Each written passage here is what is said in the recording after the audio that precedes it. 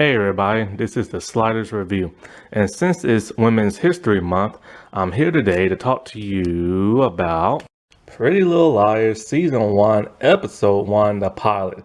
Yes, this came out in 2010, 12 years ago, and it was the biggest thing to take the world by storm. It was by far one of the biggest, most anticipated, like edge on your seats, psychological murder mystery, like thriller drama type shows. And it was a teen drama. And so, yeah, this thing was big. It kept people on the edge of their seat. They tuned in every week. They speculated. And then the reveals weren't really all that satisfying. The first one was. But then it happened. The show started to get repetitive. The show started to linger on a little too long past its expiration date. This show started to get very stale, very badly written. And that's all because the showrunner lost her freaking mind. Yes. Marlene King, who's really just best known for the Pretty Little Liars franchise. Now, she did do Now and Then, and she did some other stuff, but pretty much everything she's ever done has either got mixed reviews or flopped. And so Pretty Little Liars was out of her gold mine. And she was going to hold on to it for as long as she could. And then, but the problem that happened was people like myself, after watching the first episode, if they wasn't familiar with that of the books, they went straight to Wikipedia and read everything they could on the books that this is based off of. So we knew what to expect. We knew who the person was revealed. We knew the twists and the turns. So, and because a lot of people read these books and they knew that too, Marlene King did the smart thing and she started changing some things up. That's smart. Only problem is she did it way too much and went a little overboard with it. To the point when they started doing the A reveal, then the second A reveal, the Uber A, AD. And it's just kind of like, enough is enough. Because she started going in one direction into another direction, and then plot lines started getting dropped, and then storylines started fading away, and then realistic stuff started going out the show, and it's just it just got a wonky, crazy, weird show after a while. But they was trying their best to keep people on the edge of their seat, which yeah, they did, but then the payoff wasn't good enough. And the big reveals is kind of you should have done that a couple of seasons ago. But they didn't. They tried to be clever and try something a little different.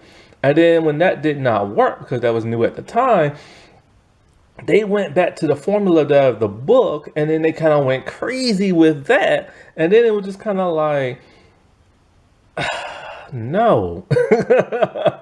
No. And then it spawned off two different shows within this universe. The first one, Ravenswood, I tried to watch that twice. I could not watch that. It is unwatchable. And it deals in the paranormal. Yeah, a realistic show is now spinning off to that, the paranormal.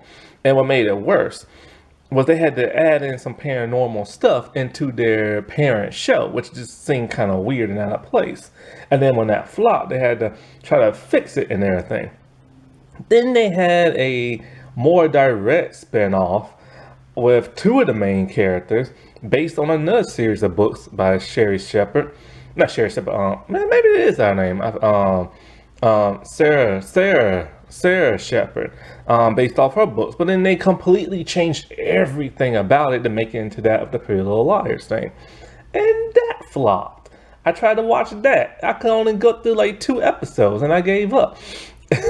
And now they have a complete reboot, called Pretty Little Liars Original Sins. created by the dude of Riverdale, and he has proven he's not good at storytelling.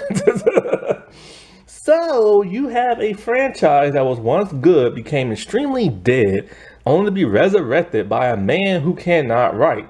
And so, like, or produce or showrunner, whatever they call it. And so, and what's so crazy is that I completely forgot about the reboot. Even though I seen the trailer months ago, I completely forgot about it. It just went in my head and then completely out the next second. And I only thought about it until I was thinking about reviewing the original show.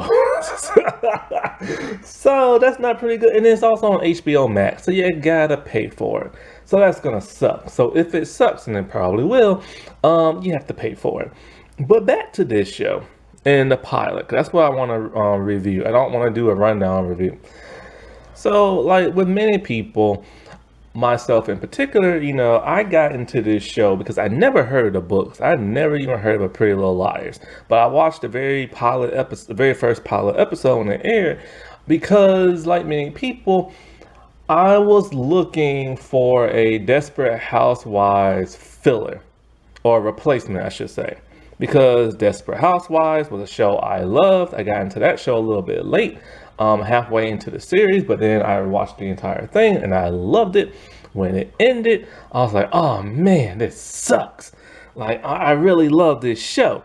So, like many people and many networks, they were trying to have that Desperate Housewives replacement. ABC tried with Pan Am. Didn't work out. Lasted for a season. Then they tried with Good Country Bellas, I think it called. That flopped and only lasted for a season. This was many years before they came up with Mistresses. And Mistresses was a true Desperate Housewives replacement. However, that came a little bit later.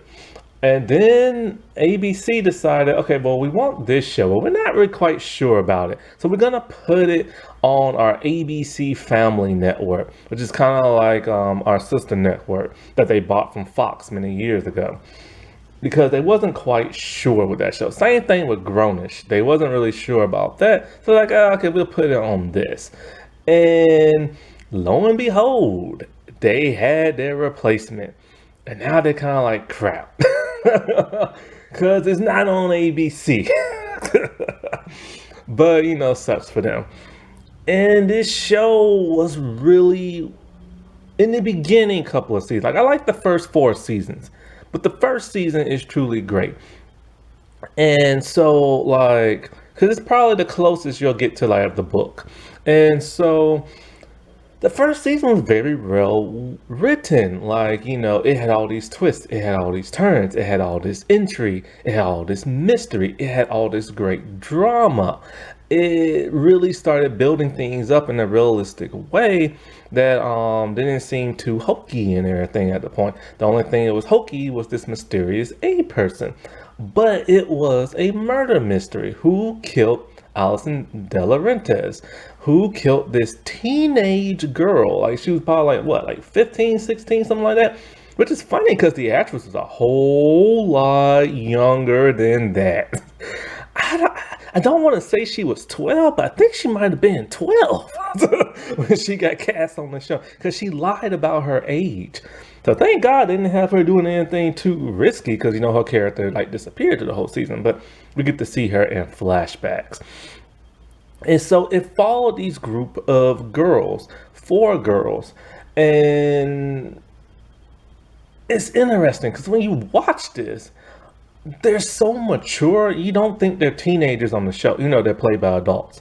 Also, the setting played a big part in this show. It felt very mature, too mature for that of a teen drama. Even their clothes were amazing. Their hair was always amazing. And they never dressed like teenagers. That's one of the main complaints about this show. They never looked, felt, or acted like teenagers. It felt like that of an adult drama. So it kind of would have been better if they was in college, but it's more intriguing to find out what happened to this teen girl and all this other stuff.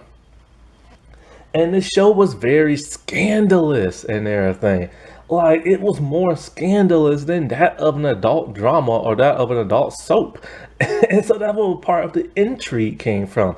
And it truly was something ahead of its time. It was truly an amazing show. Used to be.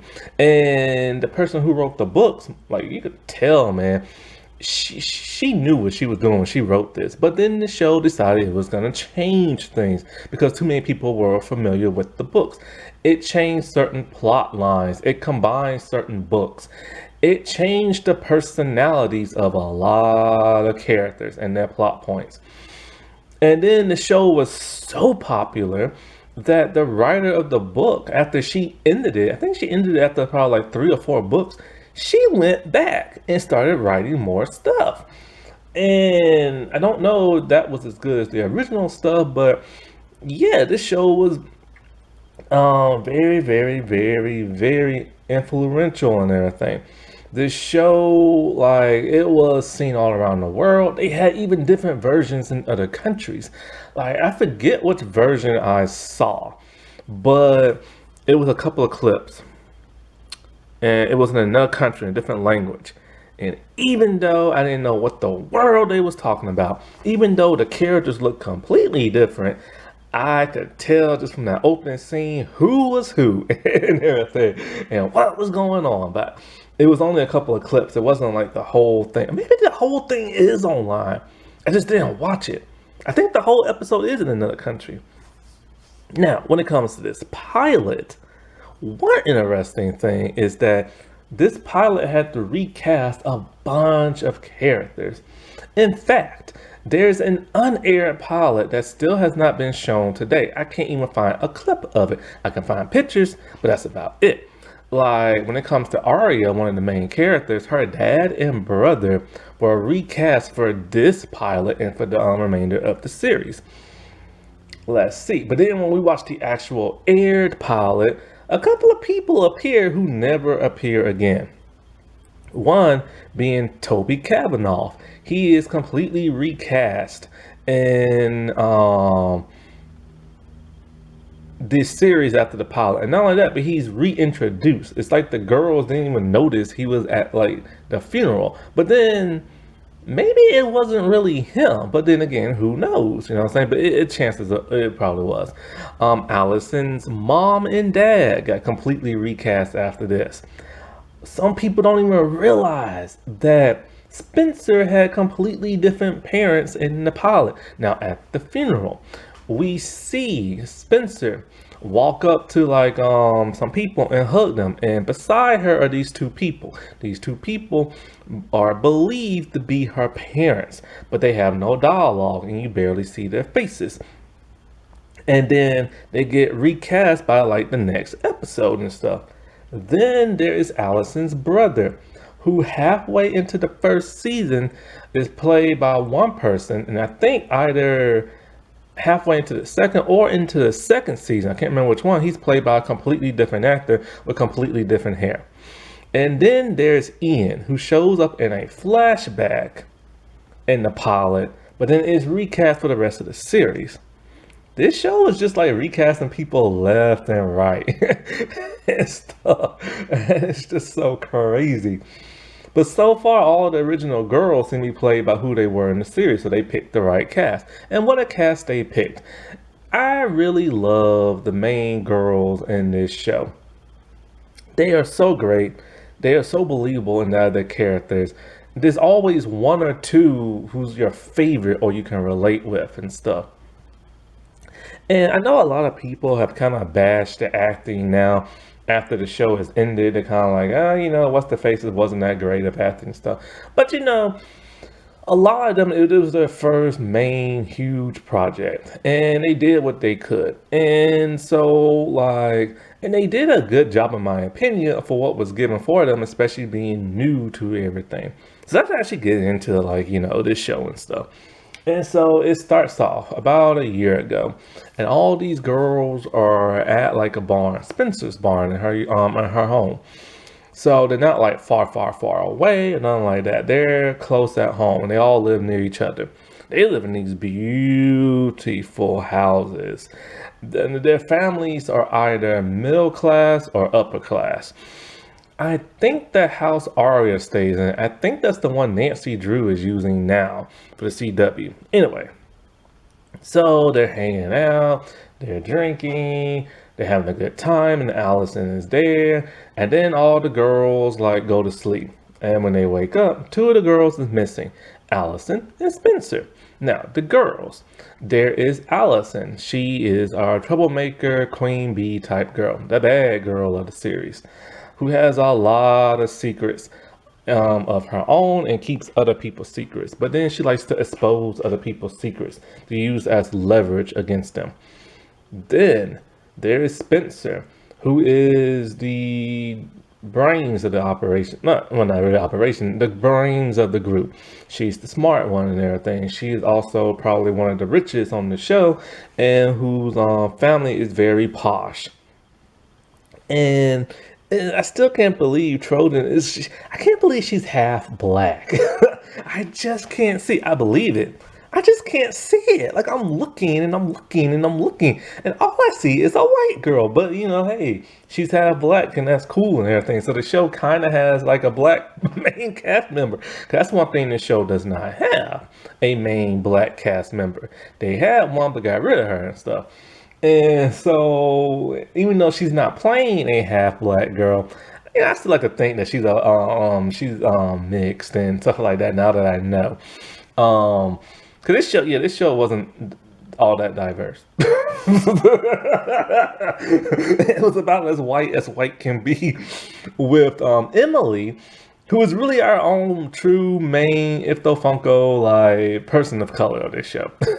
I think she's half Filipino and half Hawaiian, I think, in real life. I can't really remember. But yeah, she's like the only brown person in this show.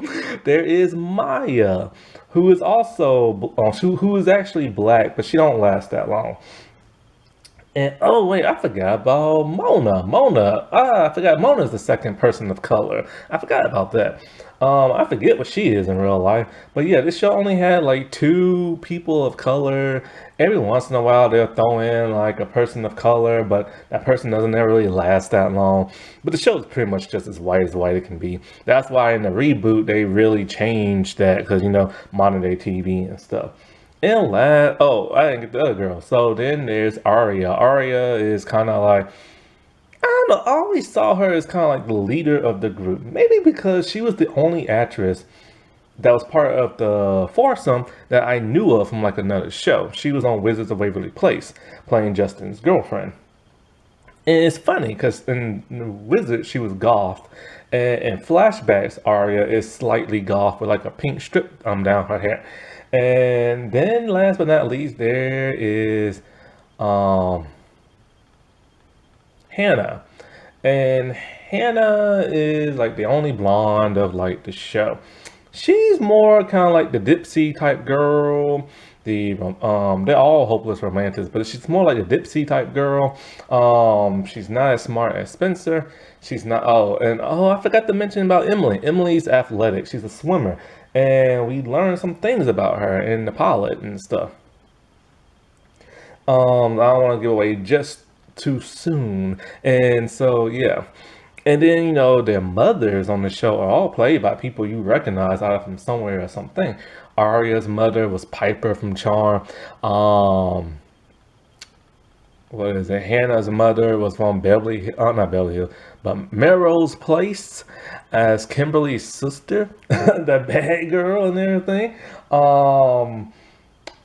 Let's see. Arya's dad is Chad Lowe. Who else? Spencer's mom, God, I forget what she played in, but she's been in some stuff. And her dad, that dude, he was the voice of Deadpool for a lot of the Marvel cartoon shows, and he is currently the voice of Superman and Superboy in Young Justice. And then Emily's mom, she was in the episode of Highlander where she played one of Cleopatra's like servants and stuff. That's the only thing where I know her from. And so, like, trying to think. And so, yeah, when the girls wake up, Spencer and Allie, Alice was Allie for short, but Allison. So they're the only ones missing. Then the girls start to try to investigate to only see Spencer come back, worried, talking about, I looked all over for her. I can't find her, but I heard her scream. They're like, what are you talking about? She's like, Allison, she's disappeared. Then a year later happens. And the girls have all went their separate ways now. Arya family completely just moved away for a whole year. And when they moved away and Allison disappearing, the rest of the girls just decided, you know what, let's just, best we just don't talk and everything. They just went their separate ways. And so when Arya moves back, we learn very quickly her dad has a secret. And we don't know what that is yet. And so they're moving in back into their house. And, you know, I think it's at the house that Nancy Drew uses and stuff. And so when it comes to Arya, she is dropping her brother Mike off at like practice. She has 3 hours to spare, says she can get something to eat, and heads to a bar. She's underage, by the way. And so while she's there, she's talking to like a guy. His name is Ezra Fitz. And they just start talking, and all of a sudden in the bathroom making out. And she's underage and he's an adult. And that's so wrong. But, you know, if you're not familiar with the books, you think, okay, this is going to be like a once and done type thing. He doesn't know, bad on her part. And so then when they get to school, she is like greeted by her old friend Emily. And they start to talk after a whole year not talking to each other. And you know, Emily is the sweet one. She's the caring one, you know what I'm saying? She's the smiley one and everything. And she's talking about how, and then they start seeing their other friends come into the classroom. They see um Spencer and Hannah, and you know, Emily's all like, yeah, we kind of like drifted apart, and they don't speak either and everything. And all of a sudden it happens. Their teacher shows up. He turns around like, oh crap. And he's looking directly at Arya. Everybody's looking at Arya. Everybody knows something is up, but nobody is quite putting two to two together, and stuff like that. It's the guy from the bar. Yeah. He's screwed. And so, yeah. Could you imagine? Now, I'll get into this later. That's the one thing that bugs me about this show and Marlene King so much. Oh, yeah. So, okay. So some of the other girls now. Um, I guess I'll get into Spencer. Why not? So Spencer's at her home, and like I said, she's the rich one and everything, the posh one. And she's happy, she's excited. Her sister's here visiting, and her sisters are like, "Wow, you did a great job in the barn. You turned it into like a real like loft type apartment." She's like, "Yeah." She's all like, "It'll be great for when I move in there." And Spencer's kind of like, "What are you talking about? I did this for myself. I got the grades. I done like everything that was expected of me, like my chores and everything. I cut my grades up, and mom and dad said I can have it as my own little place." And she's all like, "Well, you know, me and I think his name is Warren. We're moving in because until that place get rebuilt and stuff." And so she's pissed because she's upset because the thing about her, Spencer, and her sister, Melissa, is that Melissa is just like Spencer but older. So everybody expects for Spencer to be just like Melissa. Melissa always gets what she wants. She is the firstborn. She is smart. She know her parents treat her better. Now in the book, her mom is not that caring. But in the show, she's very caring. And so this really upsets Spencer because she's all like everything she works hard for, her sister just goes and takes. But Spencer's is hiding a little secret. So at some point in time, we see, I think his name is Warren, isn't it? There's Ian and I'm just going to call him Warren. Why not? until I can think of his real name. And so anyway, they're both in their bikinis and everything. And as they're talking, you start to see some looks. They're kind of like into each other and stuff.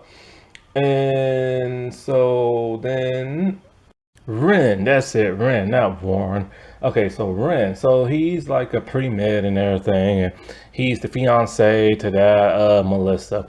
And so him and Spencer start to kind of flirt a little bit, and he starts to give her like she's talking about like her back hurt, and he's kind of like massaging her back, and so then when he leaves, she gets a message on her cell phone from A. Now A is this mysterious person that is stalking the girls. And it leaves them tons of messages with the initial A. They always assume it's Allison and stuff because Allison is missing. And so that's what this huge mystery of who is A. And A does so many like mysterious type stuff that at one point in time I thought A might be a ghost. And stuff. So I'm just like, how in the world is A seeing everything? Like how? And everything. Like, are there cameras everywhere? Now, I will say, rewatching this, it's kind of cool to see the old cell phones, like Razor cell phone, flip phones. Because, you know, the thing about, I give it up back to the day. Like, 10 years, not about 10, 12 years ago, cell phones were very unique. They had their own style and everything. Now, everything just looks like a rectangular tablet because everything's a smart device now. And I miss the days of the flip phones. I miss the days when phones were unique, where there was something like slide open and, you know, twist and turn. I miss those, you know what I'm saying? Because they had uniqueness to it, but the screens were very tiny. And one thing about this that Screen 5 didn't do is it lets you focus on the text message long enough for you to read it. And so A sends a message talking about, you know, you kiss and I'll tell. And so what does that mean? Well, we get a flashback. And the flashback is that of Melissa and that of Ian, her former fiance. And apparently at some point in time, Spencer got kissy kissy with him and stuff. And so, oh, who am I up to now? I'll get to Emily, why not? So Emily, she is like, you know, she's out of all the girls on the show, she's the only one who really acts like a teenager. She rides her bike around. She has school activities like swimming and stuff. Her family's not as rich, and you know she has to get like a part-time job, and she tries to. She don't want handouts and stuff, you know. So out of all the girls, that's one thing I always liked about her. Out of all the girls on the show, she's the one who's actually like a teenager and stuff. And so she's really sad that Allison is gone, and so she's walking home, and there's a new girl moving into her home. This new girl named Maya. Maya is a person of color. She's black. And like I said, it's very rare because as soon as they come into the show, they leave and stuff. Except for Emily and Mona. They're the only ones that stay. Now, what's interesting about the girl who plays Maya. I didn't realize this back in the day, but now that I notice and I look very carefully, like I can see it now. She was 31 years old playing that of a teenage girl on this show, and you would never believe it really. But when you look now, it's kind of like, okay, I see it. Because the other girls were in their early like 20s or late teens and stuff. And so she's really nice, and you know, Emily's helping her move in, and but you can tell Maya's doing some heavy like flirting and stuff. And so like she's all like, can I smoke weed around you? Can I do this around you? They start holding hands at one point. She kisses her on the cheek. It's huge flirtation and stuff.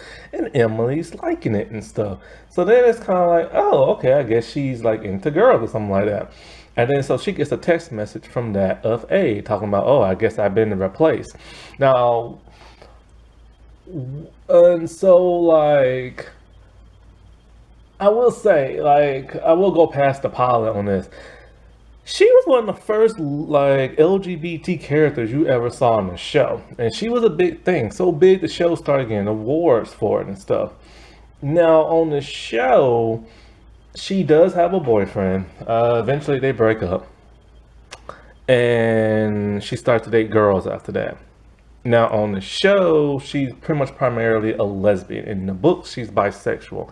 However, I refuse to say she's a lesbian on the show. I say she's bisexual only because of that third season.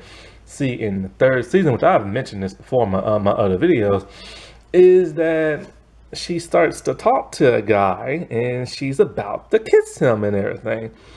But then all of a sudden get interrupted and they don't.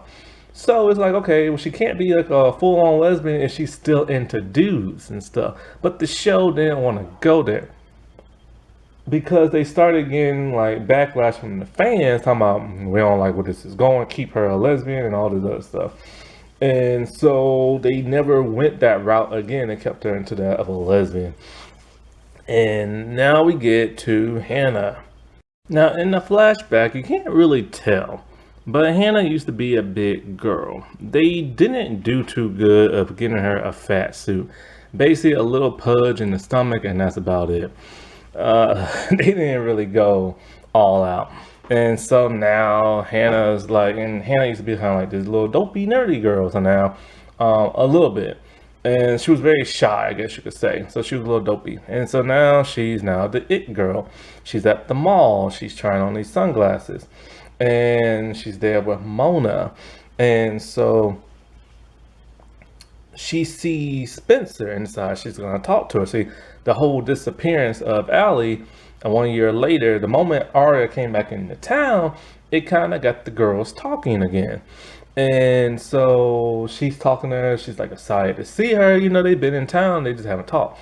So then she walks out the mall with the sunglasses. She has stolen them. Mona has stolen a scarf. And so she thinks she gets away with it until she is home. And then all of a sudden, a cop shows up, Detective Walden. Now, his personality in the show is completely different from that of the book. I'm surprised they went this far with him in the show. So, in the show, he tells, I was so happy when I saw this dude playing him because he's from the show Popular. And he's also voiced Bruce Banner in some of the Marvel like animated stuff, like the movies. So anyway, he lets the mom know that Hannah was caught on a videotape shoplifting and he arrests her. She is in the waiting room as the mom is talking to him in the office, and we see something interesting her mom does. We see the camera angle showing her mom's legs and the mom slowly crosses them. Hannah is just like looking on, not saying a word, and just like looking and everything. And so then like we see Hannah see some candy and she's debating if she should eat it or not. Then she's like, okay, I'm just gonna grab one. And then she gets a text message, and that's from A. And A is talking about like her weight and stuff like that. And see, here's the interesting thing. Let me put a little pin in this and talk about something different. See, every time A texts them, it's a big secret that happened to them years ago. A secret only Allie knows. So when A puts like the A at the end of it, they assume it's Allie. And when it comes to Arya, we see the flashback of her father. It was Allison and it was Arya. And they was walking, they see her dad's car, and he's making out with some woman in the back, cheating on his wife. This is what causes problems with that between him and his daughter. And so in that flashback, we see Mona. Mona is all geeked out nerdy. Pigtails, long skirt, glasses, no makeup. And now back into the present day, Mona is now a hottie and everything. And she's also another it girl. And a little bit of the queen bee now. She's mean to like other nerdy people now.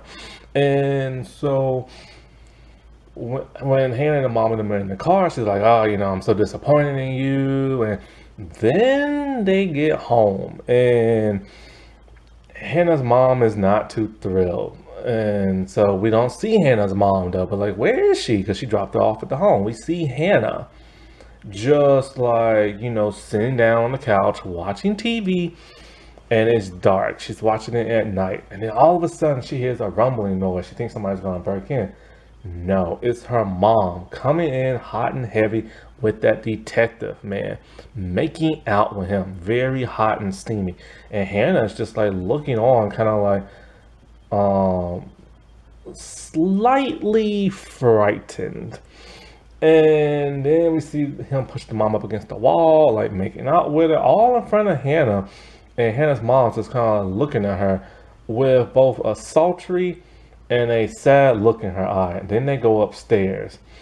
That is how Hannah got away with shoplifting. Her mom had to sell her body to that man and everything. When I saw that moment, I was like, oh my God.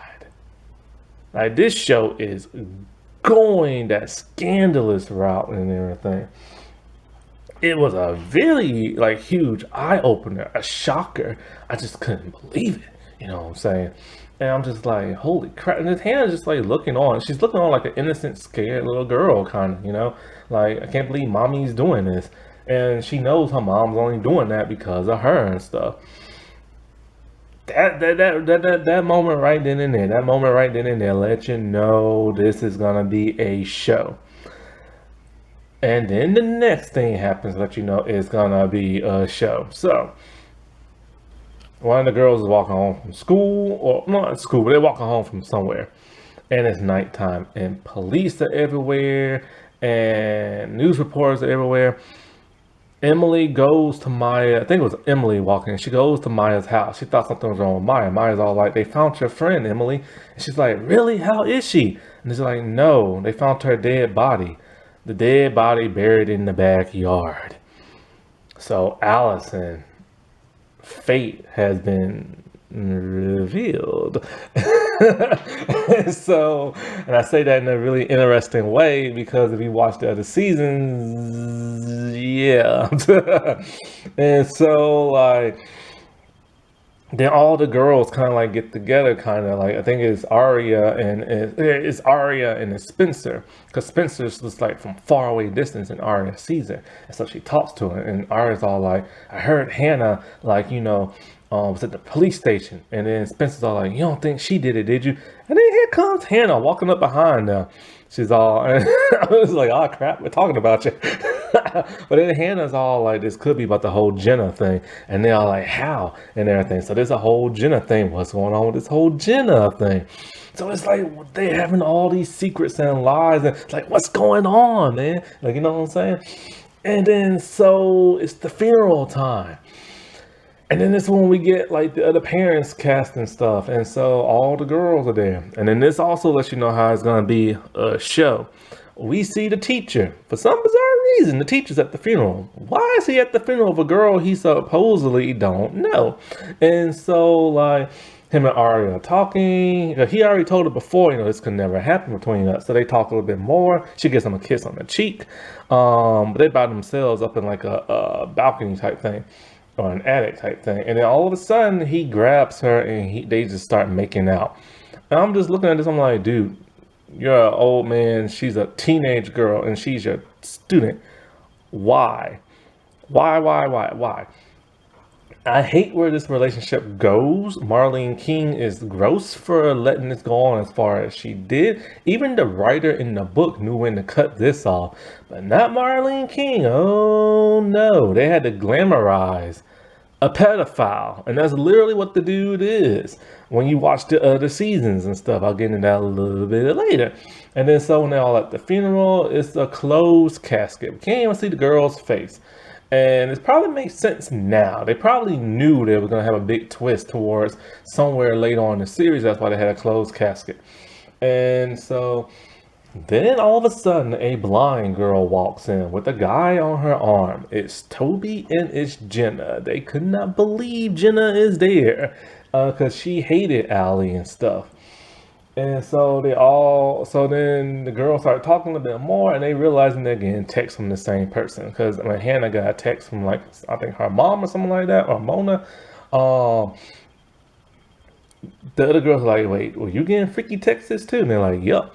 And then the coolest scene in the whole show, in my opinion, happened. I love this scene. I love this scene so much. The girls are walking out from the funeral. It's daylight. The sun is bright. And then all of a sudden, as they're walking away, the detective Walden man stops them, calls them all by their first names. That he knows who they are. And he wants to talk to them, talking about the disappearance of that girl, Allie. And they're like, well, we already talked about the cops about that. He's like, oh, yeah, and I'm gonna find out what happened that summer and everything. But this is no longer a missing persons report, it's a murder report. And then it ends with this great song, Hands of Time. And the song just goes, you know, you can't change the hands of time, meaning that of like the show. And then they all get a text at the very same time from that of A, taunting them, talking about they know everything and they're coming for them. And it's like, what? These are teenage girls and somebody knows all their big secrets and gonna reveal them. And there's a murder mystery.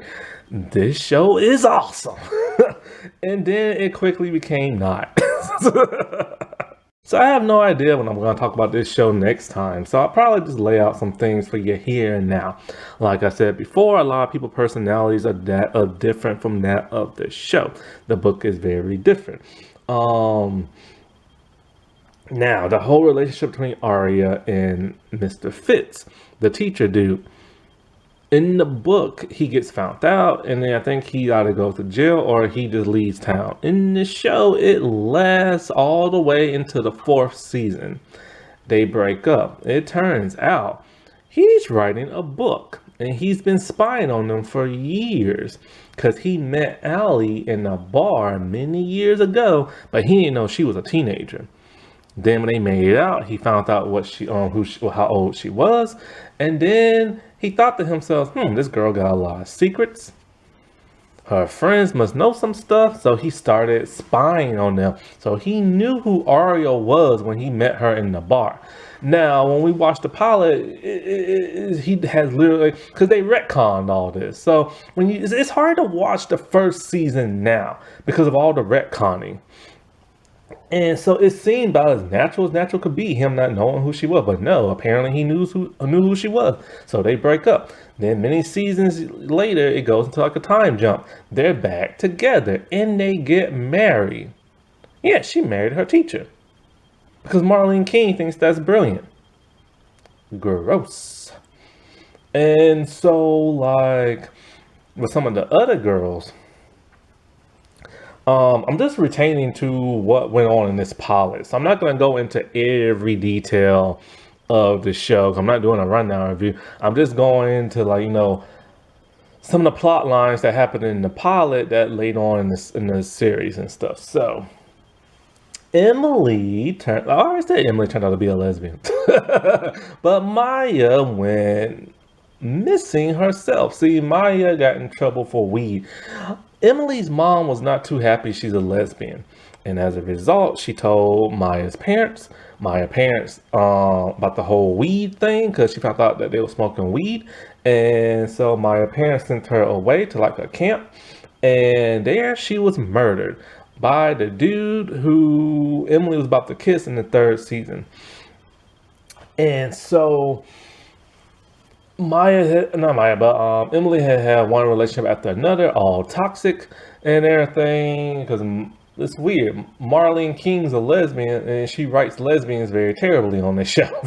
That makes no sense. And then not only that, she writes transgender people terrible too. That makes no sense. Now, as for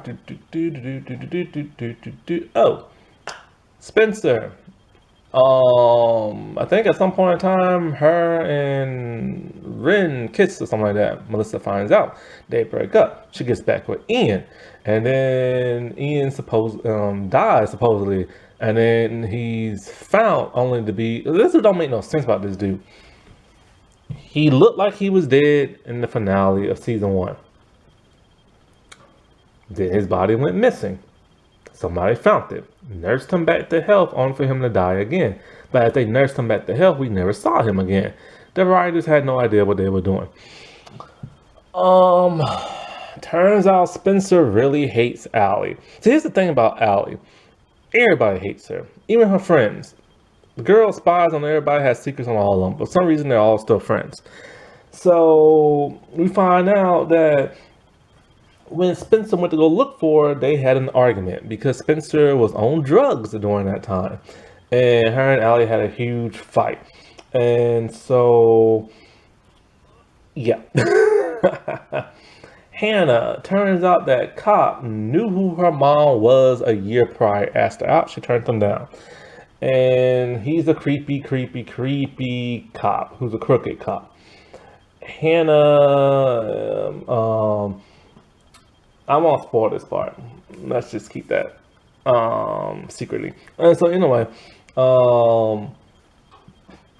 Allison, let's get into her, why not? So, the reason why it's a closed casket, she ain't dead.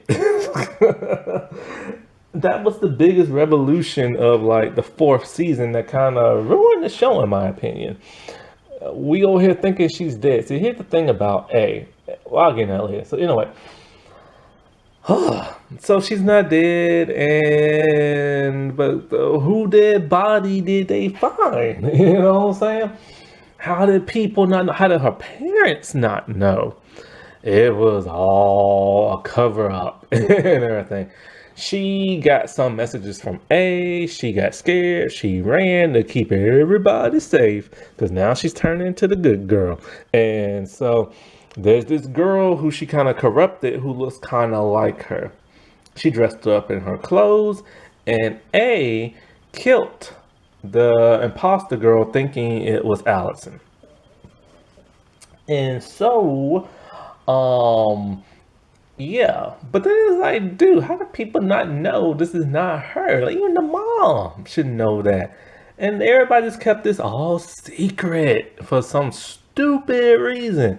The mom kept it a secret because she's the one who buried the body in the ground. And, boy, I swear. And, no, wait. Allison was buried in the ground, and that crazy lady found her. And, gee, what happened after that? I don't know how. It's been a while since I saw this. Something happened. A killed the fake person, and then somehow Allison ended up in the ground. I forget how.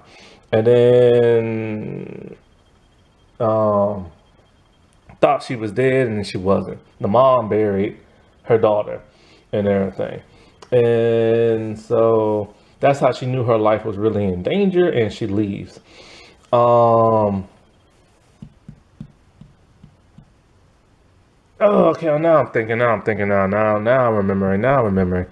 Her and Spencer got into a fight. I think Spencer hit her because Spencer was on drugs.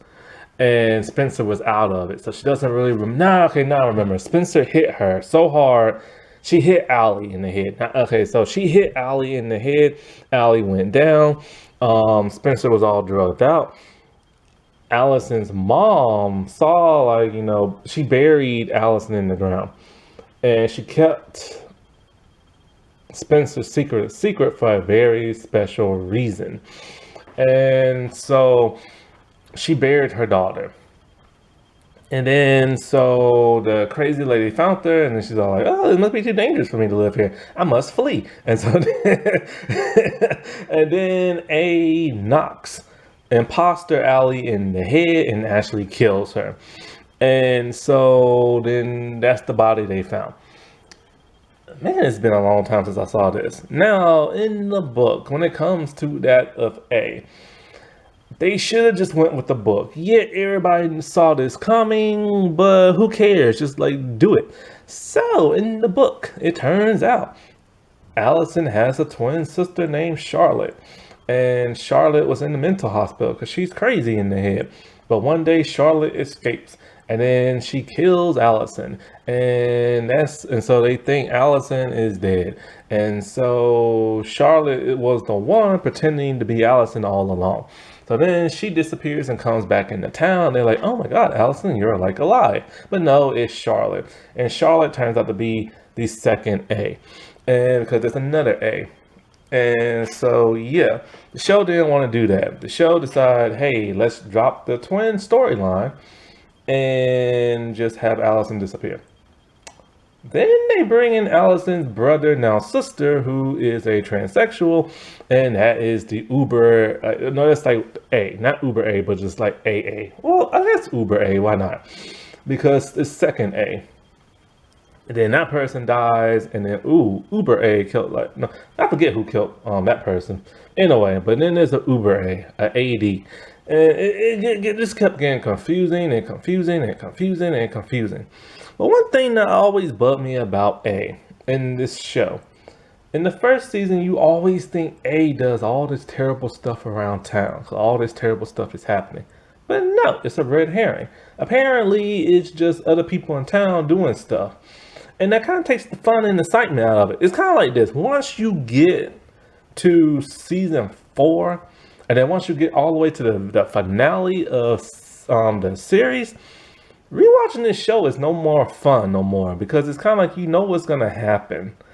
And it just takes the fun out of it. It's kind of like, oh, that's what that was this whole time and not what I thought it was. Why would you do that? So it's kind of like lying to your audience. It's kind of like they was in a dream the entire time. Like it feels like that, you know what I'm saying? And so it ruins it for you and stuff. But all in all, it is fun to watch and stuff. Happy Women's History Month, everybody. All right, I'll talk to you later. Bye.